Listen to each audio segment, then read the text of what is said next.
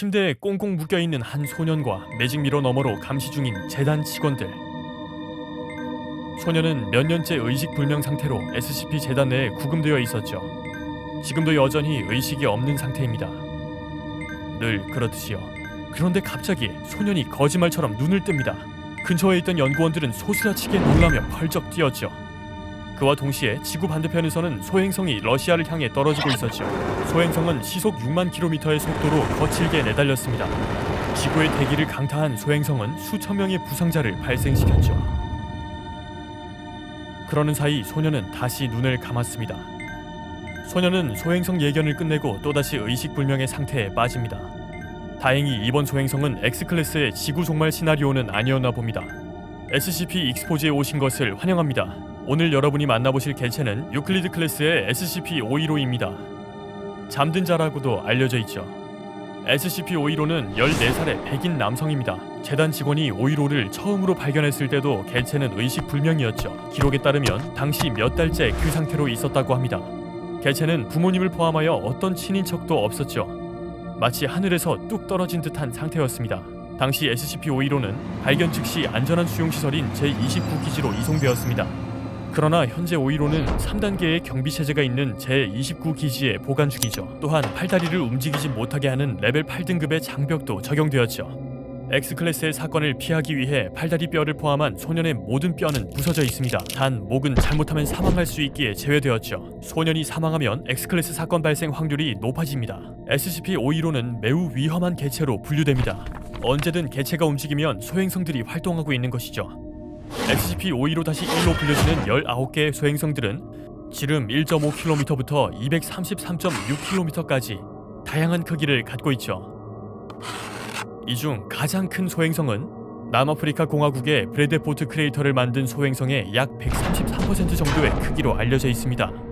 SCP-515가 어떤 방향으로 움직이건 SCP-515-1은 반드시 지구 쪽으로만 떨어지죠. 보통 이렇게 손가락 혹은 발가락을 튕기는 행위는 약 140km급의 소행성 움직임에 해당합니다. 팔다리의 움직임은 515-1 중 460km 이상급의 소행성 움직임을 뜻하죠. 몽유병 등 지속적인 정서 표현은 소행성이 지구를 향해 약 시속 28만 km의 속도로 날아오고 있음을 암시합니다. 불행히도 515의 호흡은 절대 멈추지 말아야 합니다. 그 이유는 재단의 인공위성들에 따르면 개체의 한 호흡당 10km의 천체가 대응해서 움직이기 때문이죠. 한편 이 소행성 집합이 동시에 지구의 대기에 충격을 줬다면 그것은 곧 X클래스 재앙의 뇌관이 되었을 겁니다. 적어도 95% 이상의 지구 생명체가 증발하였을 것이기 때문이죠. 소름 돋게도 몇 번은 SCP-515의 속박이 스스로 풀리기도 했습니다. 누가 풀어주거나 개체 스스로가 움직이지 않았는데 말이죠. 속박은 당황스러울 만큼 쉽게 풀렸습니다. 마치 투명한 손이 풀어주는 것 같았죠. 당시 515의 방에 설치된 센서에서는 아무것도 탐지되지 않았습니다. 소년은 침대 아래로 발을 내딛더니 방을 이리저리 걸어다니기 시작했죠. 마치 몽유병 환자처럼 눈을 감은 채 걸어다녔습니다. 물론 몇 초 지나지 않아 방 안에 들이닥친 직원들이 소년을 다시 묶어줬죠. 이때 직원들은 반드시 소년의 다리를 부숴야만 했습니다. 물론 말도 안 되는 속도로 다시 낫지만 말이죠. 그리고는 그를 다시 침대에 묶습니다. 이 모든 과정 동안 SCP-515는 의식불명 상태였죠. SCP-515가 계속해서 잠들어 있을 수 있도록 움직이지 못하게 완전히 속박하는 것은 매우 중요합니다. 만약 515 주변이 텅 비어 속박이 풀린다면 그 즉시 515를 다시 묶어두는 것이 무엇보다 중요하죠. 만일 SCP-515가 조금이라도 움직이거나 꿈틀댄다면 재단의 연구원 또는 직원에게 곧바로 알려야 합니다. SCP의 팔 혹은 다리가 멀쩡한 상태라면 그것을 발견한 즉시 팔다리를 분질러 움직이는 것을 막아야 합니다. 앞서도 말했지만 사망할 수 있으므로 목은 부수면 안 됩니다. 대신 턱부터 어깨 사이를 고정하는 보조장치를 달아 움직이지 못하게 합니다. 팔다리의 운동신경을 마비시키거나 자르는 등의 행위는 권고하지 않습니다. 또한 근육 이완 등의 조치도 경련 등의 문제를 야기할 수 있으므로 승인되지 않습니다. 속박은 어떤 상황이나 이유로도 풀리면 안 됩니다. 또한 연구 목적이나 비상 상황이 아니라면 방의 문도 열려 있으면 안 되죠. 미화원이나 D클래스의 인원도 특별한 이유가 없는 한 개체의 주위로 오지 못하게 해야 합니다. 한편 O5LT 장군은 515-09 사건을 근거로 SCP-515의 제거를 금지한 바 있습니다. 이 사건을 조금 구체적으로 설명하자면 수백만 킬로미터 밖에 있는 소행성 군집이 보고된 때부터 시작됩니다. 이는 SCP-515가 발견되지 않았을 때 확인된 사건이죠. 다행히도 재단의 직원은 관련하여 과테말라에 있는 한 여성을 찾아낼 수 있었는데 당시 직원들은 마을에서 조금 떨어진 근교에서 그녀의 작은 집을 찾을 수 있었습니다. 마을 사람들이 처음 보는 얼굴이라던 그녀는 당시 의식불명 상태였죠. 이후 곧바로 재단의 본부로 돌아와 구금되었습니다. 당시 과학자들은 여성의 움직임과 소행성 집합의 움직임에 연관성이 있다는 것을 알아냈습니다. 이때 여성은 SCP-515로 분류되었고 소행성 집합은 515-01로 불렸습니다. 이때도 여성이 움직이면 소행성이 점점 지구를 향해 따라 움직였죠. X클래스 사건을 막기 위해 여성의 뼈는 부서졌었습니다. 이것이 소행성의 움직임을 잠재우는 것처럼 보이기도 했죠. 그런데 당시 수뇌부였던 O5LT 장군이 X클래스 사건의 가능성을 완전히 없애기 위해 개체를 제거하라고 명령했었죠. 이에 따라 그녀는 제거되었고 모든 게 순조로워 보였습니다. 처음 몇 달은 고요했습니다. 515-01과 관련한 아무 움직임도 없었죠. 재단 직원들도 이 사건을 완결 처리했었습니다. 그러나 2002년 7월 소행성과 관련한 징후가 다시 관측되었습니다. 움직임은 재단 직원들이 새로운 SCP-515를 찾았을 때부터 시작되었죠. 제29기지에 보관 중인 14살의 소년이 바로 그 SCP-515입니다. 소년이 발견되고 나서 얼마 지나지 않아 과테말라에서 온 여자와 똑같은 패턴이 발견되었습니다. 이는 515가 새로운 몸으로 환생할 수 있는 능력이 있음을 시사합니다. 그래서 개체를 제거해도 소용없는 것이죠. 따라서 개체는 살아있는 상태로 속박되어 있어야 합니다. 이런 과정 끝에 515의 X클래스 사건을 억제하기 위한 방법으로 현재의 개체 구금 장치와 방법들이 보완된 것이죠. 이 소년을 제거해봤자 이전과 동일하게 개체는 환생할 것입니다.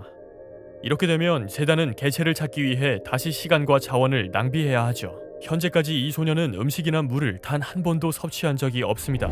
배설 활동도 한 적이 없죠. 어떻게 생명을 유지하고 있는지는 밝혀진 바가 없습니다. 잠들어 있는 동안에도 SCP-515는 가끔 말을 하기도 합니다. 나름 논리적인 문장을 쓰지만 전체적으로는 맥락이 없고 횡설수설하죠. 매우 병약한 환자가 말하는 것과 유사합니다. 소년의 발화는 향후 연구를 위해 일부 녹음되었습니다. 한편 소년의 발화와 SCP-515-1의 움직임은 별 상관이 없습니다. 다음은 SCP-515의 발화 내용입니다.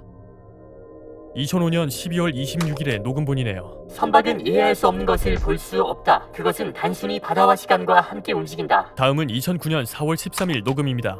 더 있어. 항상 더 있다고. 이 말을 몇 분 동안 반복합니다. 2015년 8월 6일입니다. 내가 어디 있는지 보이니? 너 숨쉬니? 움직일 수 있니? 여기까지가 그래도 이해 가능한 대사의 녹음본들입니다. 이외에는 혼잡하거나 너무 작은 소리라 이해하기가 어렵습니다. 현재 SCP-515가 의식불명인 것은 당연한 것으로 여겨집니다. 그러나 개체가 잠시 의식을 되찾았던 적이 있습니다. 바로 2013년 2월 15일이었죠. 과학자들은 각자의 위치에서 실험실의 단방향 유리를 통해 515를 관찰하고 있었습니다. 개체의 심박수를 포함한 바이탈 사인은 모두 평범했죠. 그런데 갑자기 개체가 눈을 번쩍 뜹니다. 방금까지 멀쩡했던 바이탈 사인이 큰 편차로 요동치기 시작했죠. 학자들은 사태를 수습하기 위해 방 안으로 뛰어들어왔고 곧바로 진정제를 투여했습니다. 이때 515의 눈이 푸른색이라는 사실이 알려졌습니다. 많은 양의 진정제를 투여했음에도 SCP-515는 멀쩡히 눈을 뜨고 있었습니다. 당시 감시 카메라 기록을 살펴보면 SCP-515는 전혀 움직이지 않았죠. 심지어 그의 눈동자도 움직이지 않았습니다. 눈에 띄는 움직임은 눈꺼풀 뿐이었습니다. 그것도 단 3번만 깜빡였죠. 당시 지구 반대편에서는 러시아의 소행성이 충돌하고 있었습니다. 바로 이 사건이 그 유명한 젤리아빈스크 메테오 사건이었죠. 재단 직원들은 이 사건을 SCP-515의 반응을 통해 알아차린 셈입니다. 젤리아벤스크 메테오는 러시아의 대기권을 통과한 슈퍼블로이드 메테오로 2013년 2월 15일 현지 시각 9시 20분에 대기권을 통과했습니다. 메테오에서 발산된 빛은 태양보다 밝았으며 100km 밖에서도 관찰이 가능했죠. 현지 시민은 당시 소행성의 열감이 느껴졌다고 말했습니다. 소행성은 시속 6만 km의 속도로 대기를 뚫고 러시아를 향해 곤두박질했습니다. 소행성의 빠른 속도와 낮은 대기 진입각으로 인해 소행성은 지상으로부터 29.7km 높이의 젤리아빈스크 상공에서 폭발했습니다. 폭발 잔해물이 땅으로 내리꽂히며 반경 100km 내에 충격파를 만들었습니다. 소행성 충돌의 직접적인 피해는 아니었지만 약 1000명의 사람들이 다쳤습니다. 대부분 충격파로 인해 집안 물품이 파손되는 등의 2차 피해 때문이었죠. 젤리아빈스크 메테오는 1908년 이후 지구의 대기권을 뚫은 가장 큰 소행성으로 알려져 있습니다. 많은 부상자를 만든 유일한 메테오이기도 하죠. 다시 SCP-515로 돌아가서 상당량의 진정제가 개체에게 투여된 이후 결국 과학자들은 소년을 강제로 의식불명 상태로 만들었습니다.